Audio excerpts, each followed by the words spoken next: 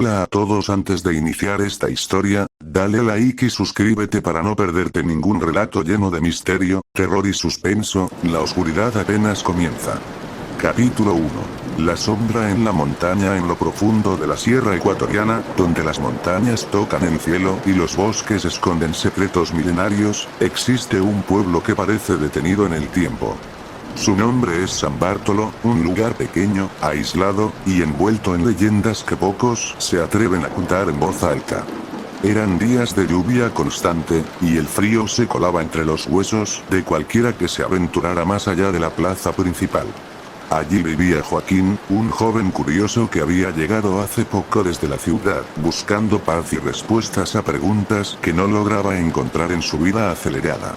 Pero lo que encontró en San Bartolo fue mucho más oscuro y profundo que sus pensamientos. El primer día que llegó, un anciano del pueblo se le acercó en la plaza mientras él observaba el mercado. El hombre, con ojos tan grises como el cielo nublado, le habló con voz pausada. «Muchacho, ten cuidado con la montaña. No es lugar para forasteros ni para los curiosos. Hay cosas que no deben ser despertadas». Joaquín sonrió, pensando que eran solo supersticiones típicas del lugar.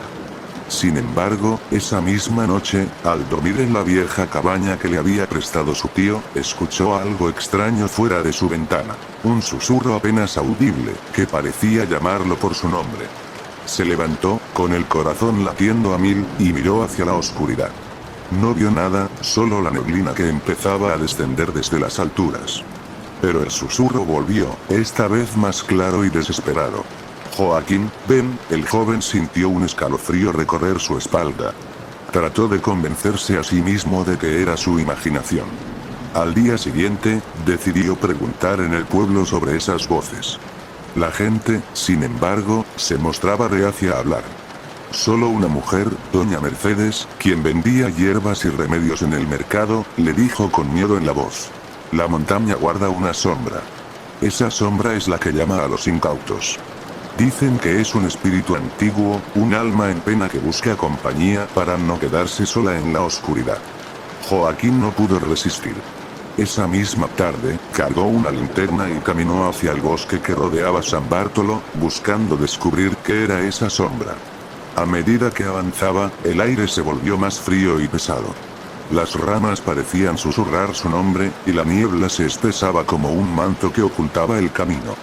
De repente, frente a él, una figura oscura se recortó entre los árboles. Alta, delgada, sin rostro visible, con un aura que congelaba el alma. El joven quiso retroceder, pero sus pies parecían clavados al suelo. La sombra comenzó a moverse lentamente hacia él, y en su avance el bosque pareció morir. Las hojas se tornaron negras y los pájaros dejaron de cantar. Joaquín gritó y corrió, sin mirar atrás.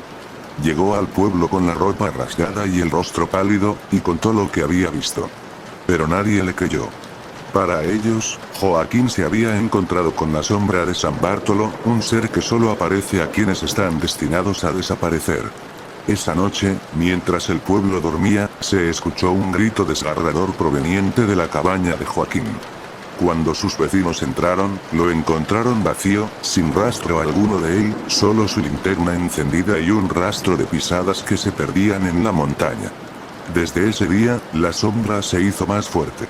Y todos en San Bartolo saben que si alguna vez escuchas tu nombre susurrado en la noche, es mejor que no respondas, porque la sombra está esperando. Capítulo 2. El eco de los desaparecidos. La desaparición de Joaquín sacudió a San Bartolo como nunca antes. Los murmullos entre los vecinos se hicieron más intensos, aunque nadie se atrevía a hablar abiertamente. En un pueblo tan pequeño, cada ausencia era un golpe profundo, pero esta vez había algo diferente. Un miedo latente que crecía en el aire con cada suspiro del viento.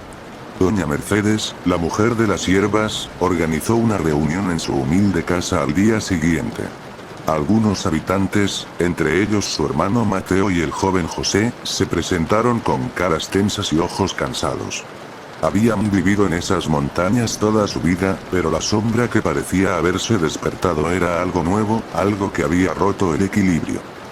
«No es la primera vez que pasa», dijo doña Mercedes mientras servía un té de hierbas amarillentas. Hace mucho, mucho tiempo, varios habitantes desaparecieron sin dejar rastro. Se hablaba entonces de la condena de la montaña, un castigo de los antiguos espíritus que protegen este lugar. Mateo frunció el ceño y preguntó: ¿por qué ahora? ¿Por qué después de tantos años volvería esa sombra? Porque alguien la despertó, respondió ella, con voz apenas un susurro. Y esa persona fue Joaquín. Los jóvenes presentes intercambiaron miradas inquietas. José, que siempre había sido escéptico, parecía preocupado por primera vez en su vida. ¿Y qué podemos hacer?, preguntó. No podemos quedarnos aquí esperando que la sombra se lleve a más personas. Doña Mercedes negó con la cabeza. No podemos enfrentarnos a ella con fuerza. La sombra es la desesperación, la soledad, la muerte disfrazada. Solo con respeto y conocimiento podremos evitar que se lleve a alguien más. La reunión terminó con pocas respuestas y muchas preguntas sin resolver. Pero para José y Mateo, el miedo se había convertido en una necesidad urgente de actuar. Decidieron investigar más a fondo, buscando pistas en las leyendas antiguas y en la historia del pueblo. Pasaron los días, y el rumor de la sombra se extendió incluso a los pueblos vecinos. Algunos viajeros que pasaban cerca de San Bartolo decidieron no detenerse, y quienes tenían negocios en el pueblo comenzaron a cerrar temprano, temerosos de lo desconocido. Una noche, José y Mateo se reunieron en la antigua biblioteca municipal, un lugar polvoriento y olvidado donde los libros y documentos raramente veían la luz. Allí comenzaron a revisar registros y diarios viejos, tratando de encontrar algo que explicara el origen de la sombra.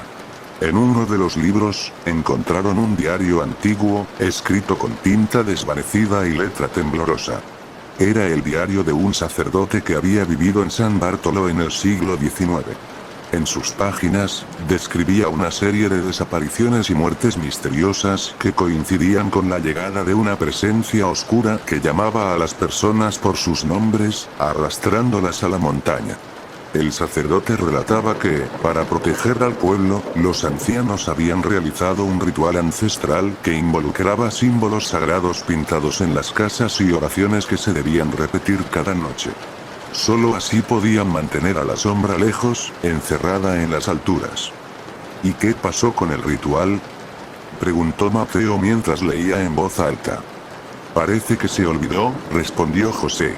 Con el tiempo, las generaciones cambiaron, y esas tradiciones se fueron perdiendo.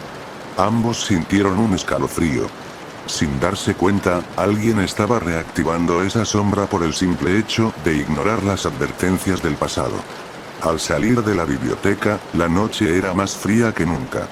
La luna llena iluminaba las calles vacías, y en el aire se sentía una tensión invisible. Caminando hacia sus casas, los dos jóvenes vieron a lo lejos una figura oscura que parecía flotar entre los árboles. Era la sombra. Corrieron sin mirar atrás, pero la imagen se grabó en sus mentes con un terror que no podrían olvidar. Al día siguiente, el pueblo estaba en alerta máxima. Algunos comenzaron a reforzar sus puertas con cruces de madera y símbolos pintados con tiza, intentando replicar el ritual del que habían leído. Otros, sin embargo, decidieron huir, temiendo que la sombra no perdonara. Mientras tanto, en la vieja iglesia del pueblo, el sacerdote actual preparaba un altar con velas y amuletos. Había escuchado los relatos y había decidido intentar un exorcismo para calmar la tormenta que amenazaba con consumir San Bartolo. Pero la sombra no se detendría tan fácilmente. Esa misma noche, uno de los vecinos, don Aníbal, un hombre robusto y de pocas palabras, desapareció sin dejar rastro. La única señal que quedó fue una marca oscura en la puerta de su casa, como si algo invisible hubiera arañado la madera. La noticia corrió como fuego, y el miedo alcanzó su punto máximo. Las familias comenzaron a cerrar las ventanas con tablas, y nadie se atrevía a salir después del anochecer.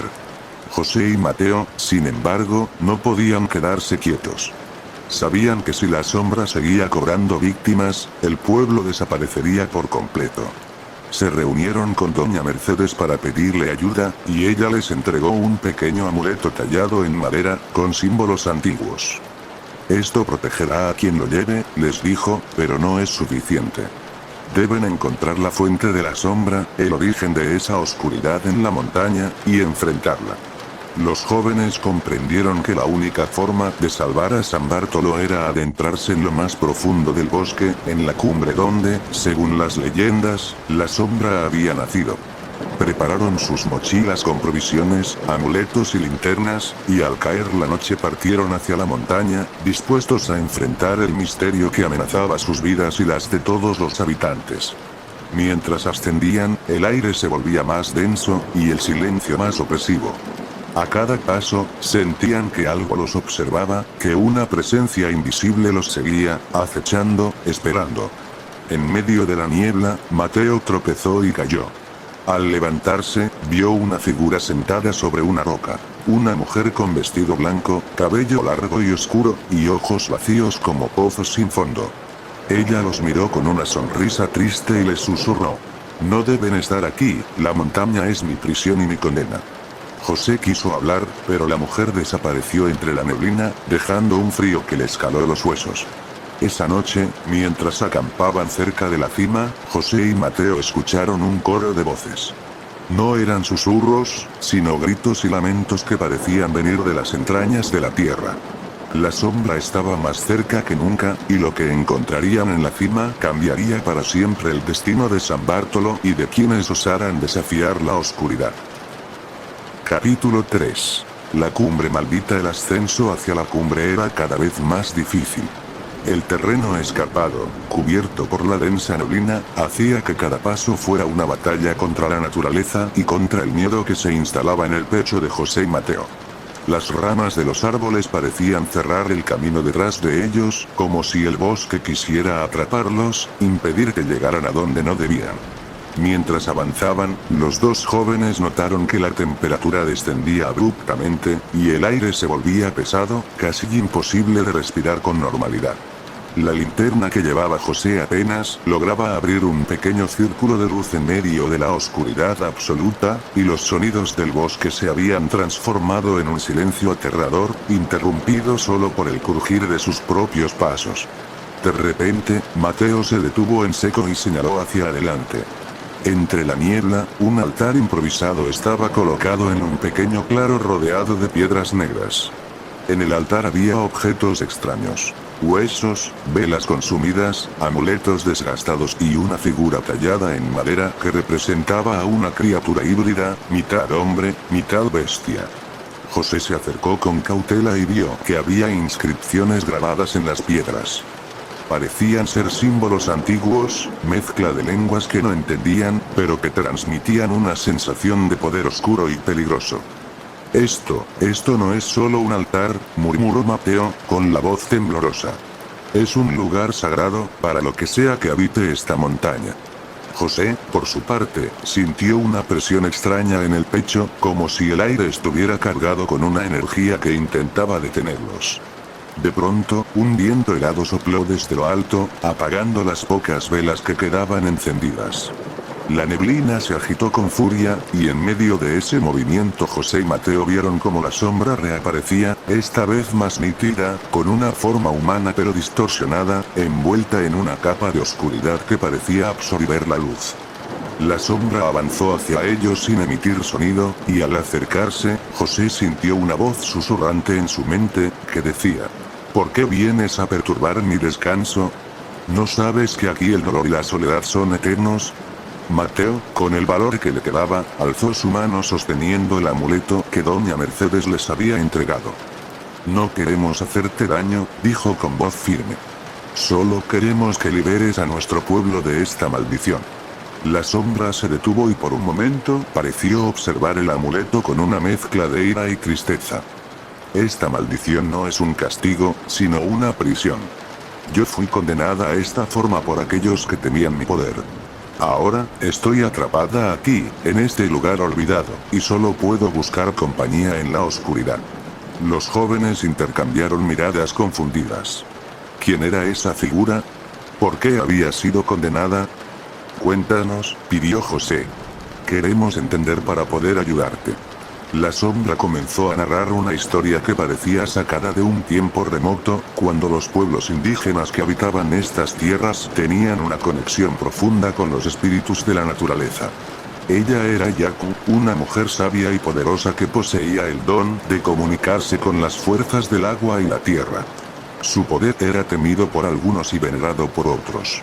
Sin embargo, un grupo de sacerdotes rivales, celosos y temerosos de su influencia, la acusaron de brujería y pactos con fuerzas oscuras. En un ritual cruel y secreto, la condenaron a convertirse en la sombra que ahora recorría la montaña, una entidad atrapada entre el mundo de los vivos y los muertos, destinada a vagar para siempre en soledad. Pero, continuó la sombra, no soy malvada. Solo estoy rota, y mi dolor se manifiesta en la desaparición de aquellos que se cruzan en mi camino. Mateo bajó el amuleto, tocado por la historia, mientras José preguntó: ¿hay alguna forma de liberarte? ¿De romper esa maldición? Yaku explicó que había una manera, pero no sería fácil ni segura. La única esperanza era realizar un ritual antiguo en el corazón de la montaña, donde ella fue condenada. Para eso, necesitaban reunir 4 elementos sagrados: agua pura de la fuente del río cercano, tierra de la tumba ancestral de los antiguos, una pluma de cóndor, y fuego de la llama eterna que arde en el altar del pueblo. Cada uno representa un vínculo con la vida y la muerte, dijo. Solo así podrá romperse el hechizo que me ata. Sin dudarlo, José y Mateo aceptaron la misión, aunque sabían que el tiempo no estaba de su lado. La sombra comenzó a desvanecerse poco a poco, dejando atrás un frío intenso que penetraba hasta los huesos. Cuando regresaron al pueblo, las calles estaban casi desiertas, y la atmósfera era tan opresiva que parecía pesar en el alma de todos. Doña Mercedes los recibió con un gesto grave, entendiendo que el ritual se acercaba, y que el destino de San Bartolo pendía de un hilo. Los jóvenes se dividieron para conseguir los elementos necesarios. José partió hacia el río que cruzaba el valle, mientras Mateo debía buscar la tumba ancestral en la ladera opuesta de la montaña. El sol apenas comenzaba a despuntar cuando José llegó a la fuente del río. El agua era cristalina y helada, y al sumergir sus manos sintió una conexión extraña, como si el río reconociera su propósito. Llenó una pequeña vasija que había llevado y la guardó con cuidado.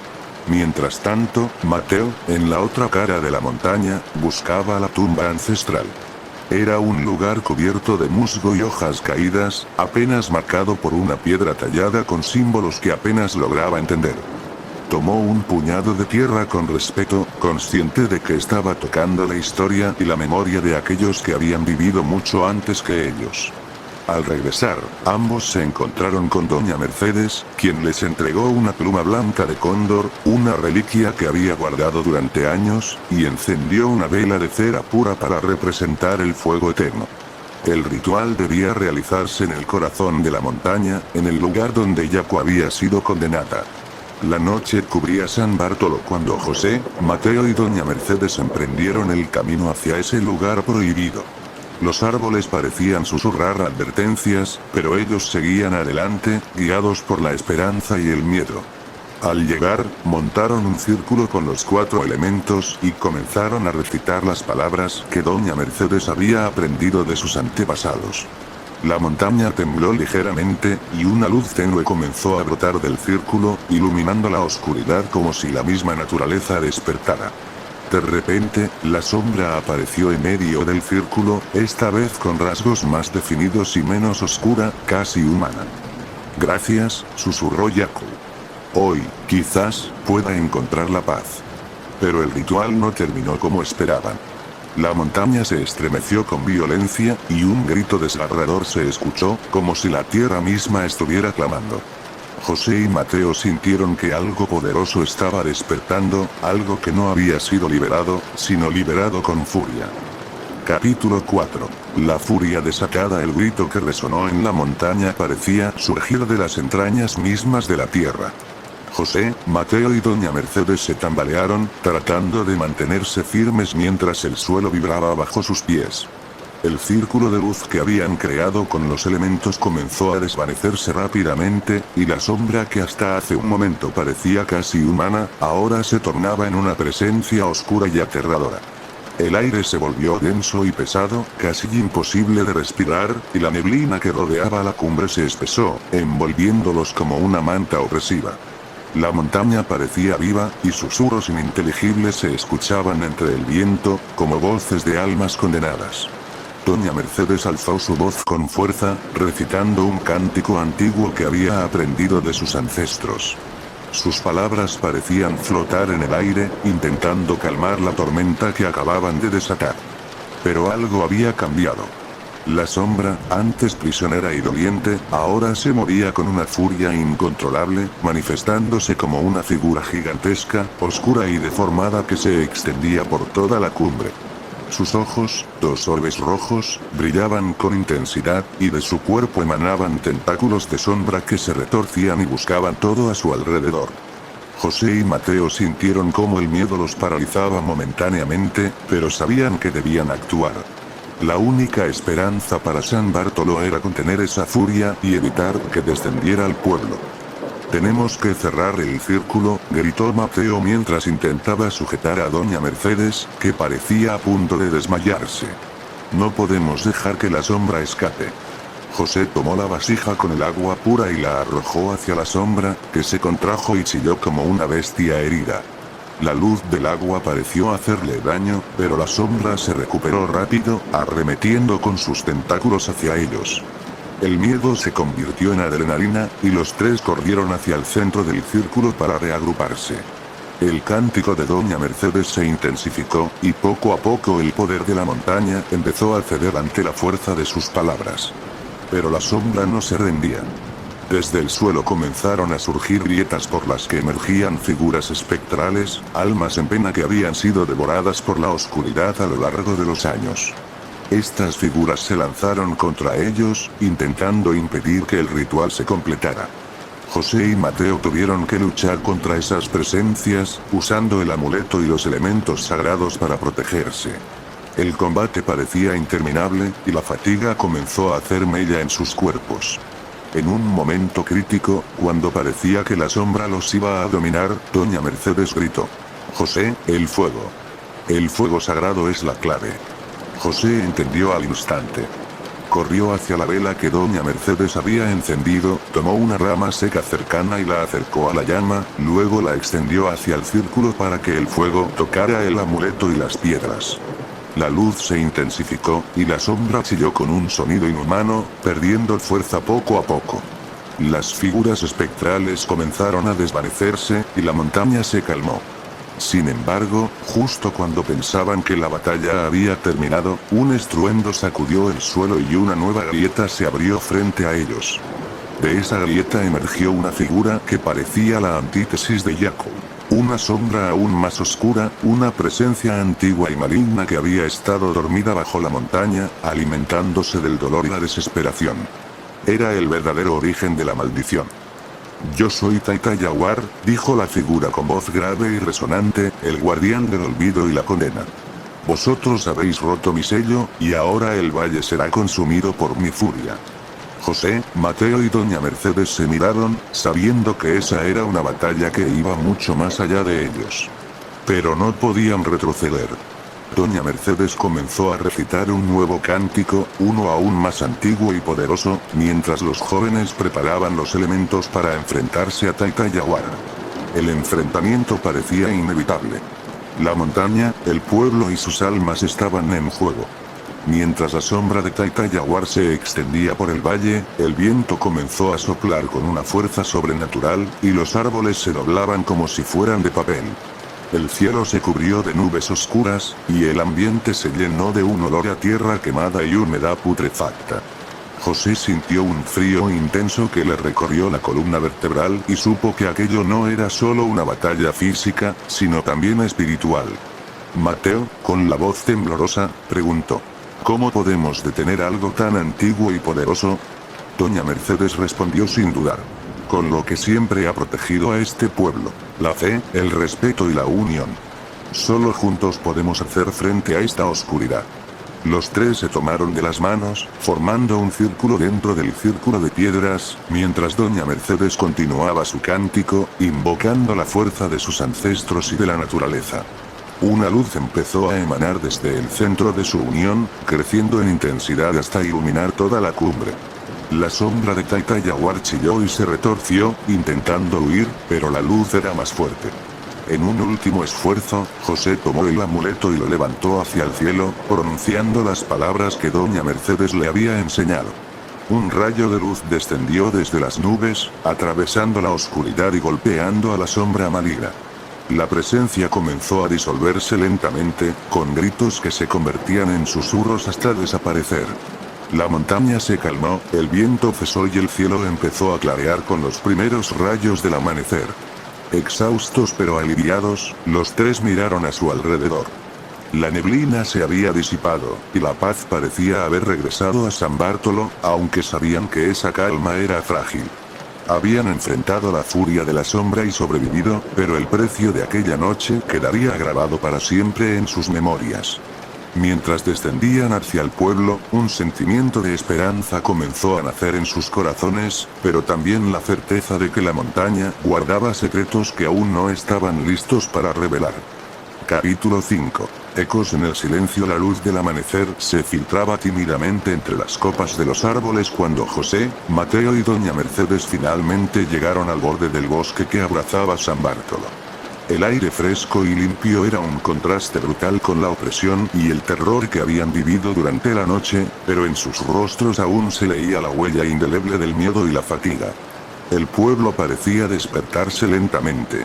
Algunas casas conservaban las ventanas cerradas, y las calles estaban casi desiertas, como si sus habitantes se resistieran a enfrentar la luz del nuevo día.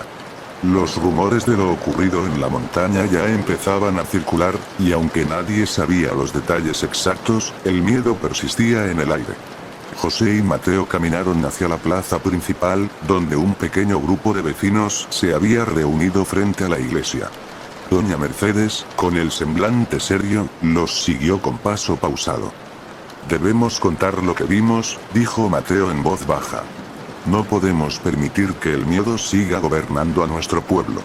Pero José no estaba tan seguro. «¿Y si al hablarlo más se despiertan otros horrores?», preguntó, mirando hacia la espesura del bosque. «A veces, el silencio es la única defensa». Al llegar a la plaza, doña Mercedes subió a un pequeño banco y alzó la voz para dirigirse a los presentes. «Hermanos y hermanas, lo que ha sucedido en la montaña no es solo una leyenda ni un cuento para asustar a los niños. La maldición que ha azotado San Bartolo durante generaciones es real. Hemos visto la sombra, hemos sentido su furia. Pero también hemos visto la luz que puede expulsarla». Las miradas se posaron en ella, unas llenas de incredulidad, otras de esperanza. «Esta maldición no solo afecta a la montaña», continuó, «sino a todos nosotros. Debemos unirnos, fortalecer nuestra fe y respetar los antiguos pactos que nos conectan con la tierra y con los espíritus». Un hombre mayor, de cabello plateado y ojos penetrantes, se acercó. «¿Y qué nos dices de la sombra que llamaste Taita Yaguar?», preguntó. «¿Crees que está realmente vencida?». Doña Mercedes suspiró. «No, no está vencida. Solo hemos logrado contenerla por ahora. La montaña y el valle guardan secretos antiguos que no podemos comprender completamente. Pero si mantenemos la unidad y el respeto, podemos vivir en equilibrio con esas fuerzas». Mientras tanto, José y Mateo se alejaron un poco del grupo, caminando hacia la iglesia. La estructura antigua, de piedra gastada y madera oscura, parecía observarlos con sus ventanas vacías. «Siento que esto no ha terminado», dijo Mateo. «La sombra que vimos era solo una parte de algo más grande, más oscuro». José asintió, aunque intentaba convencerse de que aquella noche había sido la prueba más dura que enfrentarían. Entraron a la iglesia, buscando un refugio para pensar y descansar.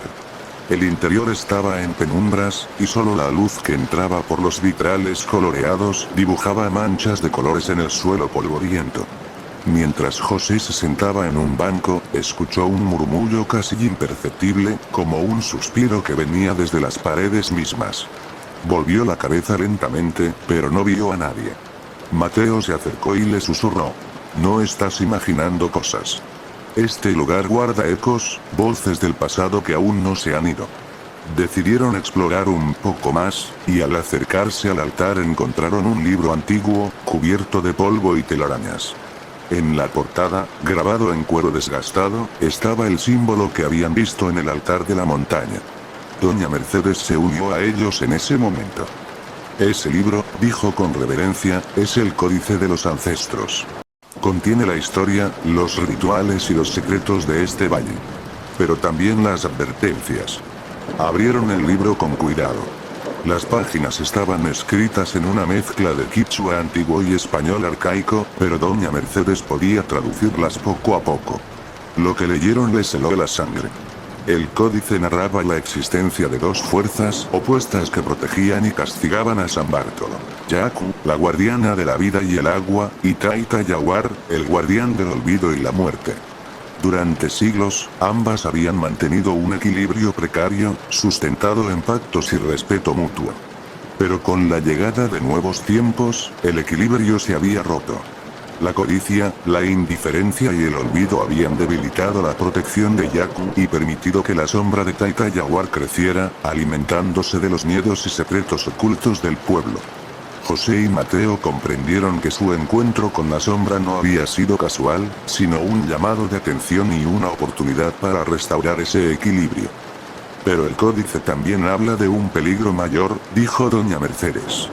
Si la sombra logra liberarse completamente, no solo destruirá este valle, sino que su oscuridad se extenderá por toda la región. El peso de esas palabras cayó sobre ellos con fuerza. Decidieron entonces que la única manera de proteger a San Bartolo era conocer más, aprender las antiguas costumbres y prepararse para lo que pudiera venir. Pasaron las siguientes semanas en un frenesí de estudio y preparación. Doña Mercedes les enseñaba rituales, cantos y ofrendas ancestrales, mientras José y Mateo recorrían el pueblo buscando testimonios de ancianos que pudieran recordar historias o señales.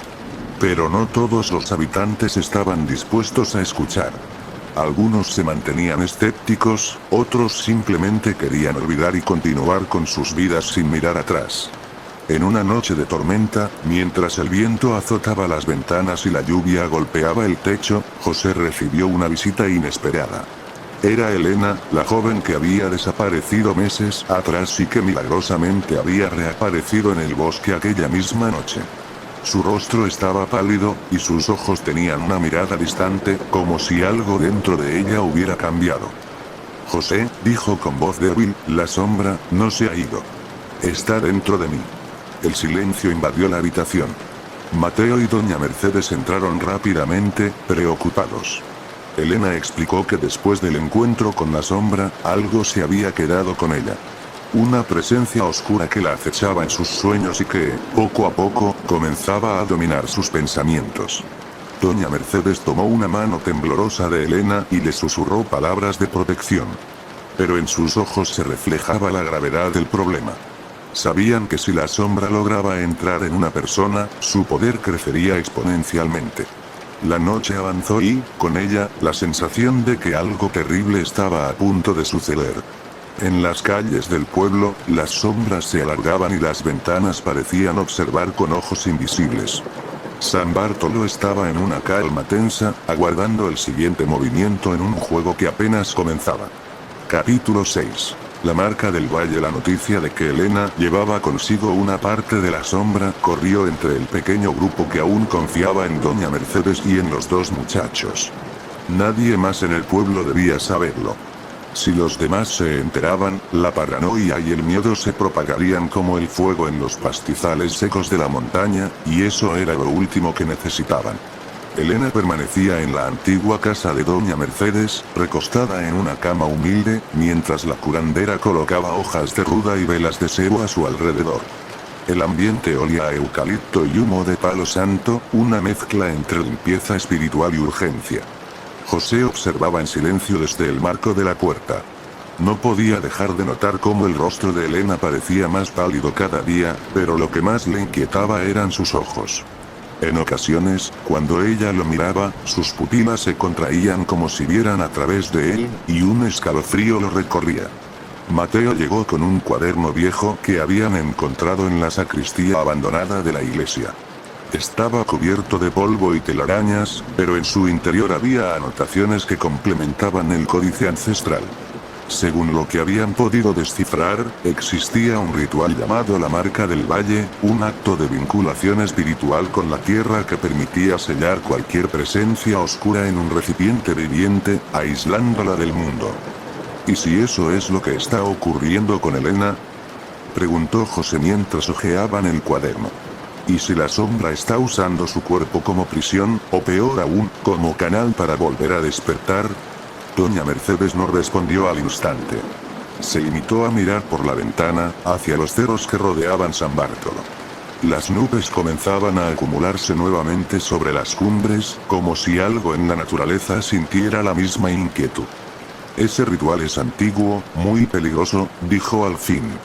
No solo implica encerrar al mal en un cuerpo, también lo ata al alma. Si Elena ya ha sido marcada, debemos actuar pronto, antes de que la oscuridad la consuma por completo. Esa noche, mientras el pueblo dormía, José escuchó un sonido proveniente del cuarto de Elena. Se acercó con cautela, con una lámpara en la mano. La puerta estaba entreabierta, y al asomarse, lo vio. Elena estaba de pie frente al espejo, pero su reflejo no se movía como ella. Su figura en el cristal tenía los ojos completamente negros y sonreía con una mueca grotesca, como si supiera algo que nadie más sabía. José retrocedió un paso, el corazón latiéndole con fuerza. «Elena», murmuró. La joven giró lentamente la cabeza. Sus ojos estaban normales, pero su voz ya no era la misma. «La tierra está despierta, José. Ya no quiere ser silenciada». Acto seguido, se desmayó. Doña Mercedes corrió al cuarto. Mateo llegó detrás. Intentaron despertarla, pero Elena no reaccionaba. Su cuerpo temblaba, y un murmullo salía de su garganta, palabras en un idioma que ni siquiera Doña Mercedes lograba entender. «No hay tiempo», dijo la curandera. «Tenemos que realizar la Marca del Valle esta misma noche. Si no, la sombra la destruirá, o peor, se apoderará de ella por completo». José y Mateo ayudaron a cargar a Elena hasta el terreno sagrado en la quebrada, un sitio conocido como la Horca de Piedra, llamado así por una formación rocosa que parecía una soga colgando de una rama petrificada. Los ancianos del pueblo evitaban ese lugar, pero Doña Mercedes sabía que allí los rituales antiguos tenían más fuerza. El viento soplaba con fuerza entre los árboles cuando comenzaron la preparación. Rodearon el lugar con sal negra y ceniza de ceibo, trazaron símbolos en la tierra con carbón y colocaron las ofrendas: sangre de gallo, maíz quemado y pétalos de flores muertas. El cuerpo de Elena, tendido en el centro del círculo, parecía más liviano, como si ya no perteneciera del todo a este mundo. «Debe haber una ofrenda viva para equilibrar el ritual», dijo Doña Mercedes, con la voz tensa. «Un alma que jure proteger el valle, incluso si eso implica sacrificarse». José dio un paso adelante. «Yo lo haré». Mateo lo miró incrédulo. «¿Estás loco? Ni siquiera sabemos si funcionará. No podemos arriesgarnos a perderla. No después de todo esto». Doña Mercedes lo miró con tristeza, pero no lo detuvo. Sabía que alguien debía tomar esa carga, y que los elegidos por el valle no eran elegidos por azar. Inició el cántico. El fuego de las velas creció repentinamente, y el aire se llenó de electricidad. Las hojas de los árboles vibraban, y los sonidos de la noche desaparecieron por completo.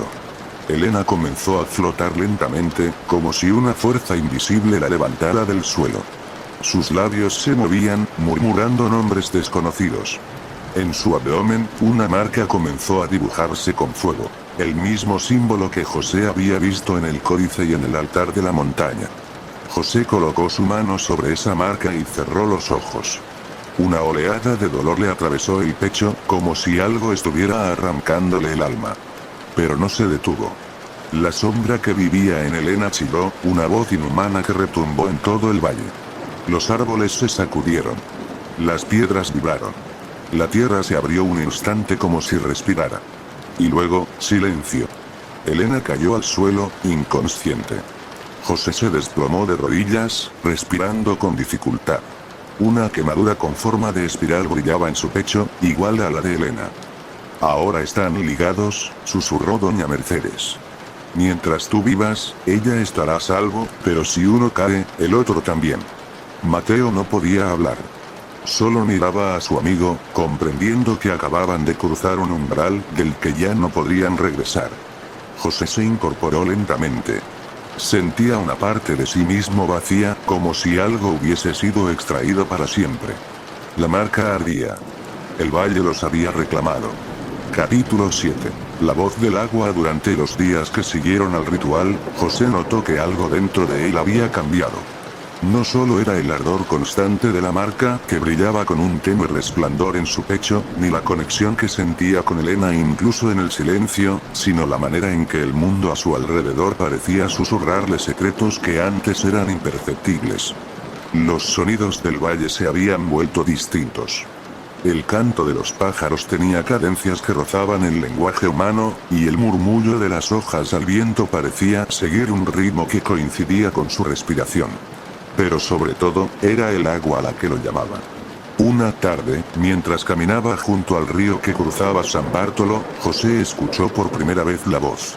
No era una voz humana ni tampoco animal, sino un canto tenue y líquido, como si el agua pronunciara su nombre en cada corriente que golpeaba contra las piedras. José se detuvo junto a una curva del río, donde el caudal se remansaba formando una pequeña poza. El sol atravesaba el follaje y teñía el agua de dorado. Se agachó lentamente, sumergiendo los dedos. Al contacto, un estremecimiento recorrió su brazo. La superficie del agua comenzó a ondularse, formando figuras que no correspondían al movimiento natural. Y entonces, vio algo. El rostro de una mujer, hecho de agua, con ojos tan profundos como las raíces de la tierra. No hablaba con palabras, pero José entendía el mensaje. Soy Yaku, decía la voz en su mente. El equilibrio ha sido roto. El vínculo sellado, pero la oscuridad se retuerce. No has vencido aún, solo has contenido. José retrocedió, cayendo sobre la tierra húmeda. La imagen desapareció como si nunca hubiera estado allí, pero el eco de esa voz aún vibraba dentro de él. Corrió hacia la casa de doña Mercedes, donde Mateo lo esperaba limpiando las hierbas colgadas para secar. Elena dormía en una hamaca, envuelta en mantas de lana. Su respiración era tranquila, pero su piel continuaba pálida, como si la sombra se hubiera llevado parte de su esencia. El agua habló conmigo, dijo José, agitado. Yaku me advirtió que esto no ha terminado. Hay algo más. Algo debajo del valle. Doña Mercedes dejó de mover su cuchillo. Sus ojos se endurecieron. Entonces ha comenzado. Mateo se acercó, confuso. ¿Qué ha comenzado? El segundo ciclo, respondió ella. La maldición de San Bartolo nunca fue un simple espíritu o una sombra. Fue un pacto de sangre y tierra. Y ese pacto se renueva en ciclos.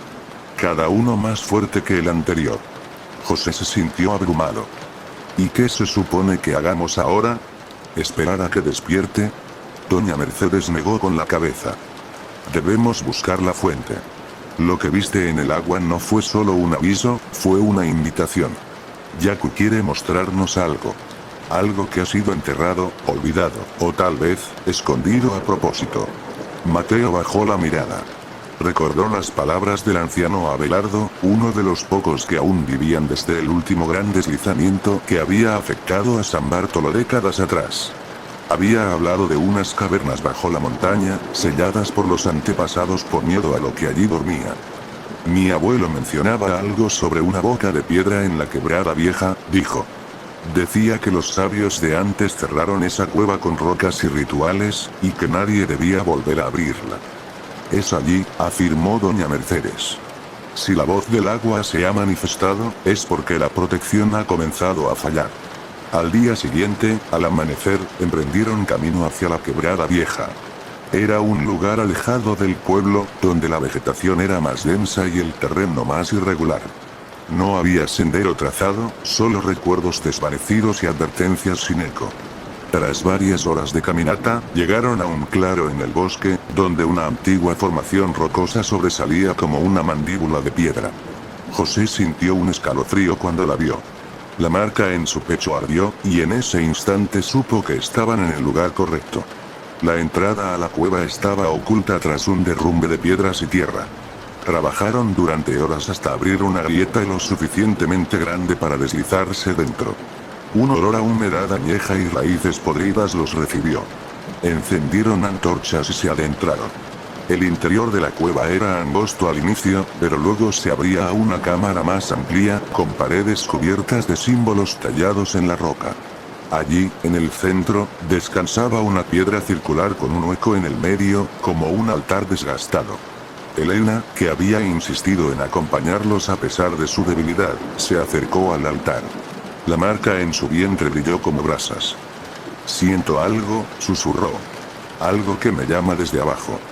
José se acercó a ella, pero antes de que pudiera tomar su mano, el suelo tembló. Una grieta se abrió a los pies del altar, revelando un pasaje aún más profundo. Desde abajo surgió un vapor denso y oscuro. No era gas, ni neblina común. Era como si la cueva respirara, como si algo olvidado estuviera despertando. José, Mateo, Elena y doña Mercedes intercambiaron miradas. Ninguno dijo nada, pero todos sabían que no podían dar marcha atrás. Se adentraron en el nuevo pasaje. La oscuridad era total, pero el resplandor de las marcas en los cuerpos de Elena y José iluminaba tenuemente las paredes húmedas. En lo profundo, escucharon el sonido del agua, pero no era un río. Era un susurro colectivo. Una oración interminable en un idioma olvidado. Y al fondo, algo que latía. Como un corazón enterrado. El valle guardaba más que sombras. Guardaba un alma. Una antigua. Una que no perdonaba. Capítulo 8. La raíz del corazón. El descenso por el pasaje fue como sumergirse en un vientre oscuro y húmedo. El eco de sus pasos se perdía entre las paredes rocosas, que parecían latir con un ritmo sordo, como si la montaña misma tuviera un corazón dormido. Las marcas en el cuerpo de José y de Elena resplandecían débilmente, suficientes para guiar el camino, pero no para iluminar por completo los rostros tensos de quienes caminaban en fila. Nadie hablaba. Incluso Mateo, siempre dispuesto a cuestionarlo todo, se había sumido en un silencio rígido, como si temiera que cualquier palabra pronunciada allí pudiera despertar algo. Tras una curva angosta, llegaron a una galería de piedra con un techo tan alto que desaparecía en la oscuridad. En el centro, un árbol retorcido surgía directamente de la roca. No tenía hojas, ni ramas vivas, solo un tronco negro que se dividía en nudos como venas secas. Era imposible que algo así creciera en ese lugar sin luz ni tierra. Y sin embargo, allí estaba. Palpitante. «No es un árbol», murmuró doña Mercedes. «Es una raíz. Una raíz que no pertenece a este mundo». Elena se acercó lentamente, con la mirada clavada en la forma oscura. Al estar frente a ella, cayó de rodillas. La marca en su cuerpo brilló con intensidad, proyectando sombras danzantes por toda la caverna. Un susurro sibilante surgió del tronco, como si hablara solo con ella. José se arrodilló a su lado, tomándole la mano. «¿Qué ves?» Elena temblaba. Sus ojos estaban muy abiertos, fijos en el núcleo del tronco, como si en él se reflejara algo invisible para los demás. «Veo a los primeros. Los que llegaron antes de que existiera San Bartolo. Hombres y mujeres que adoraban la tierra, no con rezos, sino con sacrificios. Abrían la piel del mundo buscando respuestas, y algo les respondió. Algo que dormía bajo el valle y que les dio poder a cambio de sangre». La caverna pareció estremecerse levemente, como si las palabras de Elena fueran confirmadas por el mismo lugar. «Esa raíz, es su corazón», añadió. «Sigue latiendo porque aún recuerda la sangre que le prometieron». Mateo retrocedió un paso, apretando los puños. «Entonces esto no es un espíritu cualquiera. Esto es, una entidad. Un dios enterrado». Doña Mercedes lo miró con gravedad. «Más antiguo que cualquier dios que conozcamos. Algo que crece en la grieta entre lo divino y lo podrido. Lo llamaban Shunkuruna, el corazón del hombre. Pero no porque lo protegiera, sino porque se alimentaba de él. José miró el tronco. En sus nudos había marcas, no naturales, sino talladas. Rostros deformes, bocas abiertas en gritos silenciosos, ojos desorbitados. Algunos parecían humanos. Otros no tanto. Y todos parecían estar atrapados dentro. ¿Y qué hacemos ahora?, preguntó. ¿Lo destruimos?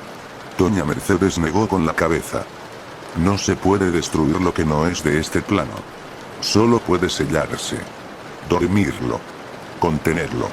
Como hicieron los antiguos. Pero esta vez, hay que hacerlo bien. No con sangre, no con muerte, con promesa. Elena se puso de pie, más firme de lo que había estado en días. Su voz sonaba distinta, más profunda, como si hablara con otra fuerza dentro de ella. Entonces debemos prometerle olvido. Hacerle entender que ya no le daremos más ofrendas. Que no tendrá más rostros. Ni gritos. Ni carne. Mateo sacudió la cabeza, incrédulo. ¿Y cómo convences a algo así de dejar de existir? Doña Mercedes caminó hacia el árbol y sacó de su bolso una pequeña bolsa de tela. Dentro, llevaba cenizas. Las de su madre, su abuela y su bisabuela. Mujeres que también fueron guardianas del conocimiento y de los secretos del valle. Con memoria, dijo. Porque la memoria pesa más que la sangre. Rodearon el árbol en silencio. Elena comenzó a recitar palabras que no comprendía del todo, guiada por la marca en su piel. Doña Mercedes esparció las cenizas alrededor, creando un anillo sagrado. José y Mateo tomaron las manos de Elena. El círculo se cerró. La raíz comenzó a agitarse. No físicamente, sino con una energía densa que se alzaba como humo invisible.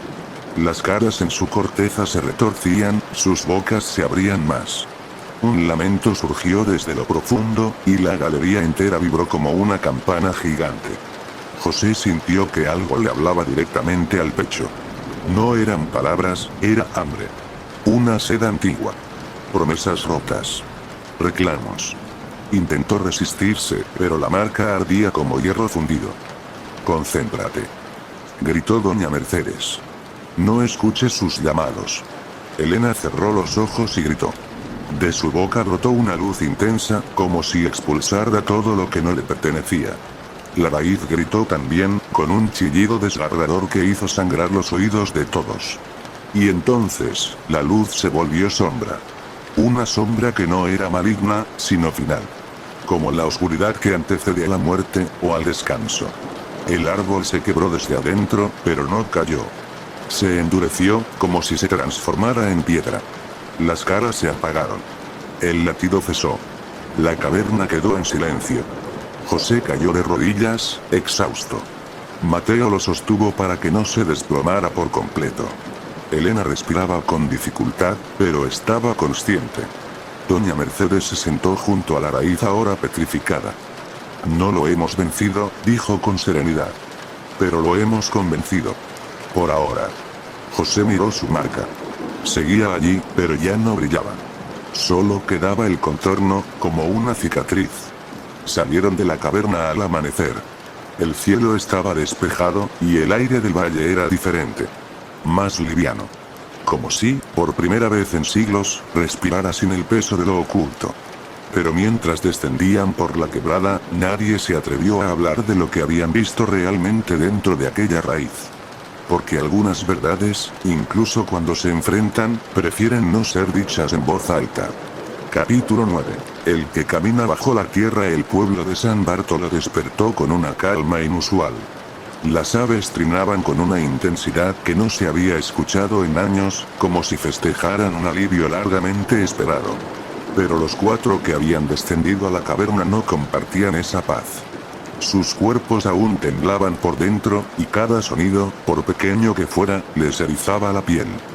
Durante los días que siguieron, José y Elena permanecieron en la casa de doña Mercedes. Ella hervía infusiones de guayusa y cedrón para fortalecerlos, pero ni las hierbas ni el reposo borraban los ecos de lo vivido. Mateo regresó a su casa, pero no dormía.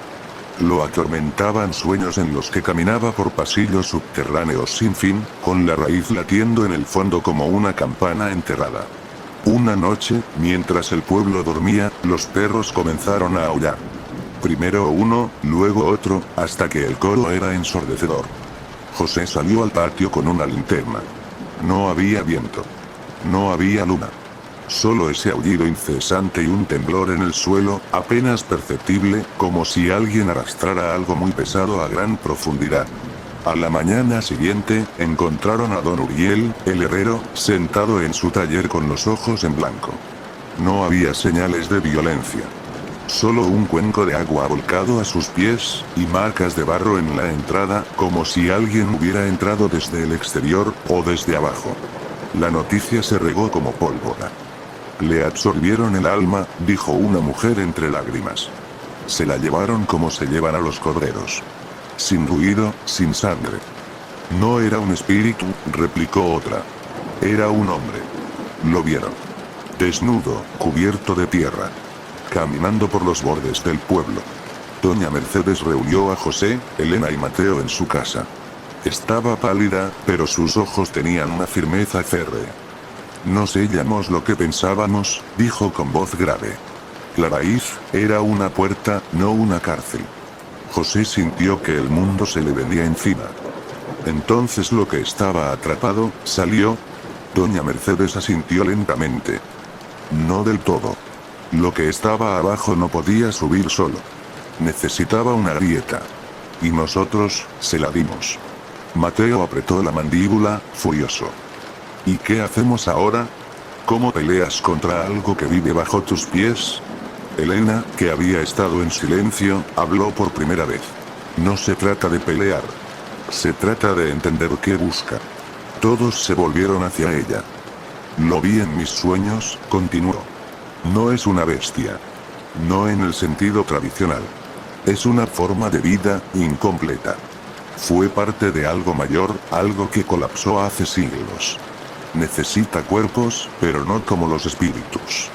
Los necesita para moldearse, para adquirir forma. No roba el alma, la sustituye. José se llevó una mano al rostro. ¿Uriel, ya no es Uriel? No, dijo Elena. Y tampoco está muerto. Camina. Respira. Pero no es él. Es parte de él.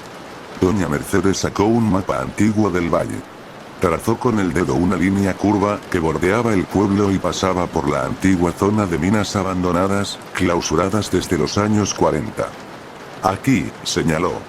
La tierra siempre ha sido inestable allí. Pero según los registros, la primera gran desaparición de gente ocurrió justo después de que cavaran demasiado profundo. Mateo frunció el ceño. ¿Quieres decir que lo despertaron con sus propias manos? Eso creo, respondió ella. Y cuando lo sintieron, taparon todo con piedras, tierra y olvido. Lo sellaron igual que la raíz. Pero el olvido no es eterno. Esa misma noche, decidieron ir hasta la entrada de las antiguas minas. Era un riesgo, pero era peor esperar a que él se manifestara de nuevo. El sendero estaba cubierto de vegetación, como si la selva hubiera querido enterrar el recuerdo. Pero bajo las hojas, aún se veía el riel oxidado que alguna vez fue los carritos de carbón y cuarzo. Al llegar a la entrada, notaron que algo la mantenía abierta. Una tabla rota. Una piedra desplazada. Había huellas en el barro. Y no eran humanas. Entraron con linternas y antorchas. El aire olía a hierro y a moho. Las paredes estaban húmedas, cubiertas de líquenes rojizos que palpitaban con el reflejo de la luz. Avanzaron con cautela, escuchando cada gota, cada crujido. A medio camino, escucharon una respiración. No era cercana, pero resonaba como si fuera parte del túnel mismo. Está abajo, dijo Elena. No viene por nosotros. Aún. Mateo tragó saliva. ¿Qué está haciendo? Crece, susurró ella. Cada cuerpo que toma, le da forma. Memoria. Y nombre. De repente, la linterna de José parpadeó. Luego se apagó. Una por una, las luces comenzaron a fallar.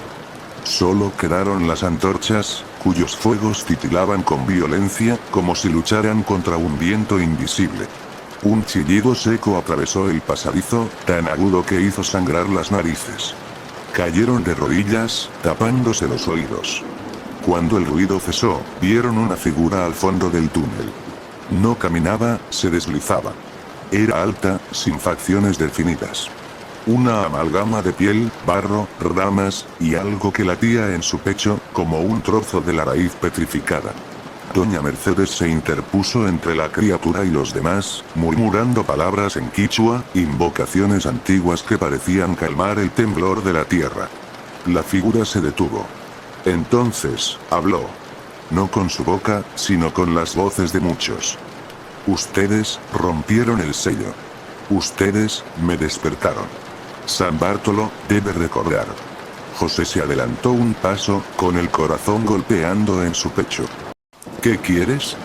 La criatura levantó una mano, formada por dedos irregulares y goteantes. En su palma, ardía la imagen de la misma marca que llevaba José en el pecho. Quiero regresar. No al mundo. A la sangre. A la raíz. Y antes de que pudieran responder, la figura se desvaneció entre las paredes como si fuera absorbida por la roca misma. El túnel tembló. La tierra suspiró. Y la raíz volvió a latir. Capítulo 10. Los hijos de la piedra. Las horas siguientes fueron frenéticas. Volvieron al pueblo sin hablar, con las palabras atrapadas en la garganta como espinas. La imagen de esa figura que se deshacía entre la piedra, esa voz hecha de muchas voces, se les había incrustado en los huesos. Pero lo más preocupante no era lo que habían visto. Era lo que habían escuchado. San Bartolo debe recordar. A la mañana siguiente, el pueblo amaneció cubierto por una neblina densa, inusual para esa época del año. La bruma bajaba de los cerros y envolvía a las casas como un sudario. Nadie salió de sus viviendas. Las campanas de la iglesia no sonaron, y las gallinas permanecieron en sus corrales, en silencio absoluto. Hasta los perros, que siempre ladraban al amanecer, se habían escondido. Elena despertó sobresaltada con la sensación de tener tierra en la boca. Tosió violentamente y escupió barro. Está en nosotros, dijo con los ojos desorbitados. No solo afuera. Nos mira desde adentro. José la ayudó a incorporarse mientras doña Mercedes preparaba una infusión con raíces amargas. Esto ya no es un asunto de sellar puertas, dijo ella. Es una infección. Algo que despierta recuerdos dormidos en la tierra, y en nosotros. Mateo llegó corriendo minutos después, con la cara llena de miedo. Tienen que ver esto. Fueron hasta la entrada del cementerio. Allí, entre las lápidas más antiguas, habían brotado unas piedras que no estaban la noche anterior. Grandes, redondas, cubiertas de líquenes rojizos, como si hubieran sido empujadas desde el subsuelo. Y en cada una, tallados con crudeza, había rostros. Rostros conocidos. Es don Uriel, dijo Elena al tocar una de ellas. Y esta es la señora Jacinta. Murió hace años. ¿Qué significa esto? Preguntó José. ¿Está devorando a los muertos? No, dijo doña Mercedes con un hilo de voz. Los está recordando. Está trayendo sus memorias. Está haciendo cuerpo con lo que queda de ellos. Está armando un nuevo rostro con retazos del pasado. Mateo se apartó, claramente horrorizado. ¿Y qué espera para mostrarse por completo? Elena respondió sin mirar a nadie. Está esperando a que San Bartolo lo recuerde por completo. A que el pueblo lo acepte. A que lo reconozca no como una amenaza, sino como parte de sí mismo. José sintió un escalofrío más profundo que cualquier otro hasta ese momento. Porque en el fondo de su memoria, había algo que comenzaba a despertar. Un susurro. Una canción de cuna que su abuela solía cantar en quichua cuando él era niño. Nunca la había entendido, pero ahora, la melodía le provocaba náuseas. No por miedo, sino porque era una ofrenda. Una alabanza. Nosotros, lo hemos invocado desde hace generaciones sin saberlo, susurró. Mercedes asintió. Los antiguos sellaron su cuerpo, pero no su nombre. Y su nombre quedó en las canciones, en los cuentos, en las supersticiones. Lo mantuvimos vivo sin darnos cuenta. Esa noche, decidieron recorrer el pueblo. Había cosas que ya no podían ignorar. Pasaron por la escuela abandonada y vieron símbolos tallados en las paredes, cubiertos por capas de pintura vieja. Espirales, ojos, raíces. En la iglesia, la piedra del altar tenía una grieta fresca que palpitaba. El Cristo colgado del altar tenía una sombra que no coincidía con su figura. Era más grande, más delgada. Como si otro cuerpo más antiguo la proyectara. Y en la plaza central, donde alguna vez estuvo el viejo árbol de los fundadores, el suelo había comenzado a agrietarse. Allí, José se detuvo. Miró a su alrededor y sintió algo muy extraño. Una presencia que no venía de un solo lugar. Era como si lo miraran desde todos los rincones, desde cada casa, cada tejado, cada pozo. Y entonces, la escuchó. Una voz infantil, pero hueca. Como una canción mal entonada por una boca que no sabía cómo formar palabras. Mañana vendrá el de la piel sin sombra, mañana vendrá a buscar su forma. José se giró y vio a una niña. Una que no había visto nunca.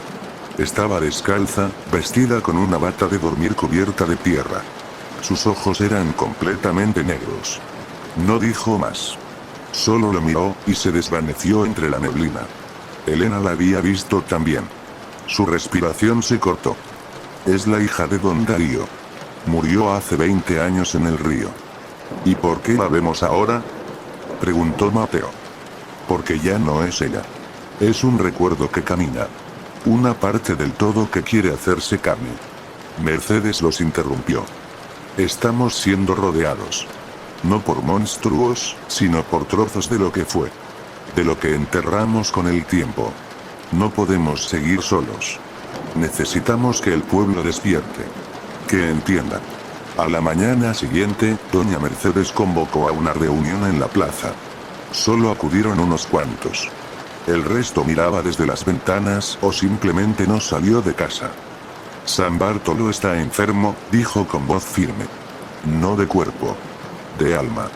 Y esa enfermedad tiene nombre, pero aún no se lo decimos en voz alta. ¿Está diciendo que nos maldijeron?, gritó un hombre. Esto es brujería suya. No, respondió ella. Esto es historia. Y ustedes la han olvidado. Entonces Elena dio un paso al frente y comenzó a cantar. Era la melodía que su abuela le había enseñado. La misma que José recordaba. Una canción de arrullo. Uno a uno, los presentes comenzaron a repetirla, sin saber por qué. Sin entender cómo la conocían. Mateo observaba a todos, helado. Se dio cuenta de que, en el fondo, no era solo el ente bajo tierra el que quería regresar. Era el pueblo mismo quien lo había estado llamando. Alimentándolo con leyendas, canciones, cuentos. Como si San Bartolo tuviera una deuda con él. José cerró los ojos. Y entonces lo comprendió. La única forma de detenerlo no era sellándolo. Era negándolo. Hacer que San Bartolo lo olvidara del todo. Borrar su nombre de cada rincón, de cada palabra, de cada historia. Pero, ¿cómo se borra algo que habita en la sangre? Esa pregunta no encontró respuesta esa noche. Porque en la oscuridad, mientras todos dormían, la tierra volvió a respirar. Y esta vez, lo hizo como si acabara de nacer. Capítulo 11. El silencio de los vivos. Las campanas de la iglesia sonaron a las 3 de la madrugada. 1, 2, 3 veces. Pero no había nadie en el campanario. Los más ancianos del pueblo despertaron sudando, como si aquellas notas huecas hubieran tocado algo más profundo que el oído. Algo enterrado en la médula. En cada casa, alguien se levantaba inquieto, con la certeza de que no estaban solos. El aire había cambiado. Era más espeso. Más denso. Como si el pueblo respirara por una herida abierta. José estaba en vela. No había dormido en días, apenas cerraba los ojos. Leía sin parar los diarios viejos del pueblo, buscando pistas, fechas, nombres. En uno de ellos, encontró una nota que hablaba de un sacerdote, el padre Ángel Mendoza, llegado en 1923 para purificar la tierra maldita de San Bartolo. Había escrito que en los rezos de las noches se escuchaban otras voces, no humanas. Y que en su último sermón dijo: no basta con callar. Debemos olvidar. Cada palabra es un ancla que lo mantiene en nuestra sangre. El padre desapareció la semana siguiente. El pueblo registró su ausencia como traslado eclesiástico voluntario. Mentira. José se lo contó a doña Mercedes y a Elena al amanecer. Mientras tomaban café amargo, la niebla seguía sin disiparse. El cielo parecía una piel sin luz. Él lo entendía, murmuró Mercedes. Lo que canta se ancla. Lo que se recuerda se multiplica.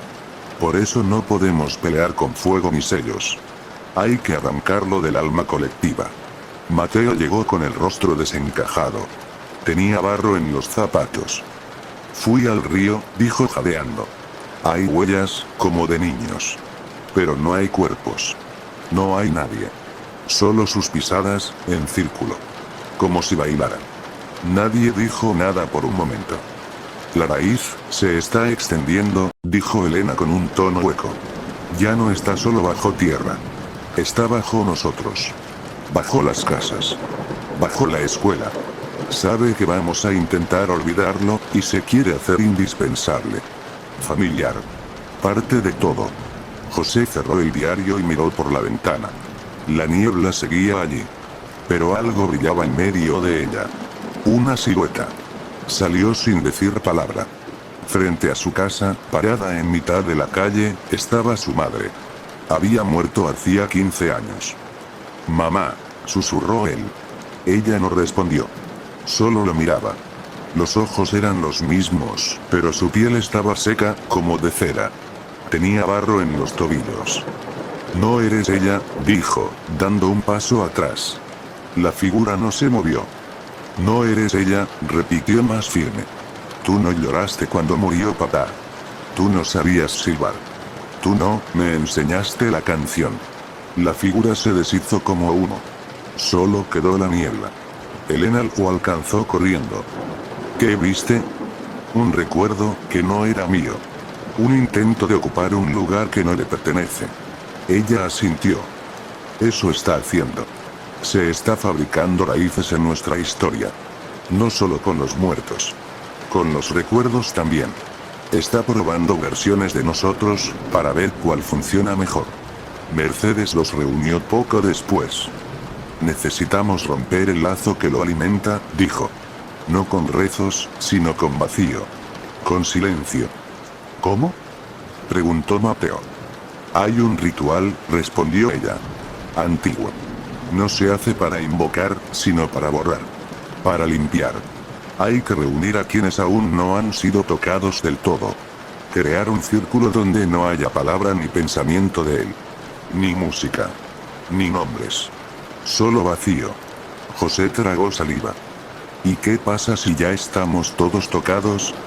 Mercedes no respondió. Esa noche, convocaron a quienes aún confiaban en ellos. Solo acudieron 12 personas. El resto se había encerrado en sus casas o, peor aún, deambulaban por el pueblo con los ojos en blanco, como títeres sin hilos. Formaron el círculo en la iglesia vieja, frente al altar roto. Uno a uno, dejaron objetos personales en el centro. Fotos, cartas, reliquias. Cosas con memoria. Cosas que podían usarse para atraer. Doña Mercedes sacó una piedra negra con una espiral tallada y la colocó en medio. Esto era de mi abuela, dijo. Ella fue la primera en advertirlo. La primera en cantar su nombre, y arrepentirse. Luego encendieron velas negras y se sentaron en silencio. Nada de rezos. Nada de palabras. Solo el crujido del fuego y la respiración contenida. Pero el silencio no duró. Primero se oyó un susurro. Apenas audible. Como si alguien respirara en la nuca de todos a la vez. Después, una risa. Ni de niño ni de adulto. Una risa que se transformaba, que buscaba una forma reconocible. Y luego vinieron las voces, que decían nombres. Los nombres de los que estaban en el círculo. José. Mateo. Elena. Mercedes. No respondan. Gritó Mercedes. Pero era tarde. Una mujer del grupo se puso de pie, temblando. Sus ojos eran negros. Su boca estaba torcida. Yo lo recuerdo, dijo. Siempre estuvo aquí. Nos cuida. Nos protege. ¿Por qué quieren sacarlo? Es ella. Gritó Mateo. Ya la tomó. José se levantó y la empujó fuera del círculo. La mujer gritó, pero no de dolor, sino de rabia. Se arrastró por el suelo, intentando volver al centro, como si algo la impulsara desde dentro. Elena la miró con horror. No quiere que lo olvidemos. Está usando nuestros rostros. Nuestra historia. Mercedes respiró hondo. Entonces debemos hacer lo impensable. Quemar los recuerdos. José la miró, sin comprender. ¿Qué estás diciendo? Los diarios. Las canciones. Las fotos. Los cuentos. Todo. Si lo olvidas tú, no basta. Tiene que desaparecer de la historia. Como si nunca hubiera existido. Mateo asintió con lentitud. Es como matar a alguien que vive solo porque lo recordamos. Mercedes encendió un segundo fuego. Traigan todo. Todo lo que hable de él. Esta será la última hoguera antes del olvido. Pero el problema no era solo el fuego. Era decidir que era suyo, y que ya no lo era. Capítulo 13. Las sombras que no se van. El silencio permaneció durante días. No era una falta de sonido común, como la que envuelve al campo antes de llover o al cementerio al amanecer. Era una mudez del alma. Nadie en el pueblo hablaba, pero no por miedo, sino porque no sabían qué decir. O peor aún, no sabían qué había que decir. Las palabras parecían haber sido arrancadas de sus gargantas con raíces y todo. José se levantaba cada día, pero no recordaba por qué. A veces despertaba con barro en los pies, a veces con la mirada perdida frente a una ventana sin cristal. En su interior, algo sabía que el peligro ya no estaba presente, pero tampoco había desaparecido del todo. Había dejado un vacío. Elena recorría el pueblo con una libreta en blanco. Iba casa por casa, intentando escribir nombres, fechas, frases que alguna vez escuchó. Pero su mano temblaba. Y cuando lograba escribir algo, las letras se borraban lentamente. Como si lo escrito no tuviera permiso de existir. Mateo dejó de buscar respuestas. Se encerró en el campanario. Decía, o más bien escribía en trozos de papel, que solo allí el tiempo se sentía real. Que el viento que pasaba por las ventanas rotas le traía ecos, no voces, pero sí presencias. Y que a veces veía sombras caminar de regreso al bosque, como si algo aún latiera bajo la tierra. Mercedes había desaparecido. Una mañana simplemente ya no estaba. Su cama intacta. La silla meciéndose. La piedra espiral en el umbral de su casa. José encontró, sin buscarla, una nota bajo su almohada. Estaba escrita con tinta negra, en una letra torcida que parecía arder más que brillar. Lo enterramos con palabras. Pero lo regamos con silencio. No se confíen. El olvido también florece. Nadie sabía qué hacer con esa advertencia. Nadie la entendía del todo. Porque el recuerdo, como una sombra, seguía presente aunque no supieran a qué pertenecía. Cada rincón del pueblo se sentía modificado. Como si hubiera sido reconstruido por alguien que no conocía los detalles originales. Las casas seguían en su sitio, pero algunas ventanas ahora daban a lugares donde no debería haber más que paredes. La escuela tenía un aula más de la que recordaban. Y la iglesia, ahora tenía 2 campanarios. Uno de ellos sin campana. ¿Siempre estuvo ahí?, preguntó Elena en voz baja. José negó con la cabeza, aunque no sabía por qué lo hacía. Algo dentro de él simplemente decía que no. Que ese segundo campanario era nuevo. O antiguo. Pero no debía estar ahí. En la plaza del pueblo, los niños jugaban en silencio. Nadie los llamaba por su nombre. Nadie recordaba cuál era. Y entonces, una noche, la música volvió. No era la canción antigua. No era la voz de la niña. Era una melodía diferente. Lenta, pero triste. Como un requiem para lo que se fue, o lo que vendrá. Sonaba desde el bosque. Desde el río. Desde la tierra misma. Y aunque no tenía letra, todos la entendían. Decía, esto no ha terminado. José reunió a los que quedaban con algo de conciencia. Él, Elena, Mateo, y 5 más que aún no se habían rendido al vacío. Decidieron entrar al segundo campanario. La escalera estaba cubierta de polvo, pero también de marcas. Raspaduras. Como si alguien hubiera sido arrastrado. O peor, como si alguien hubiese intentado salir durante años, sin lograrlo. Subieron en silencio, paso a paso, sintiendo como el aire se volvía más frío, más denso. Y al llegar al último peldaño, lo vieron. No había campana. Solo un espejo enorme, empotrado en la pared. Pero no era un espejo común. No reflejaba a nadie. En su superficie, las figuras se movían solas. Eran sombras de personas que no estaban presentes, que no existían en ese momento. Pero que sí habían estado. José reconoció a su madre. Elena vio a su hermana. Mateo, a su perro de la infancia. Todos caminando dentro del vidrio, repitiendo gestos, tropezando con lo invisible. Es un reservorio, susurró Elena. De recuerdos que no se fueron. Lo que no logramos quemar, está aquí. José se acercó y colocó su mano sobre el cristal. Una lágrima resbaló por su mejilla sin que entendiera por qué. En ese instante, sintió un tirón. Su mano fue absorbida. Su brazo. Gritó, pero nadie escuchó. Mateo y Elena lo sujetaron, lucharon, tiraron de él con todas sus fuerzas. El espejo vibraba. Se agrietaba. Se abría. Y entonces, José fue liberado. Cayó de espaldas, jadeando. Su brazo humeaba, como si hubiese sido mordido por el frío. En la palma de su mano, había un símbolo. Una espiral. No la que usaba Mercedes. Una nueva. Distinta. Más compleja. Con líneas que se multiplicaban en forma de raíces. No lo destruimos, dijo José con voz seca. Lo trasplantamos. Elena retrocedió. ¿A ti? Él negó. A nosotros. Al pueblo. Bajaron del campanario en silencio. Sabían que ese nuevo símbolo era una semilla. Que no podrían quemarlo, ni olvidarlo. Porque ahora vivía en ellos. En cada piedra, en cada objeto, en cada rincón donde el fuego no había llegado. El pueblo estaba marcado.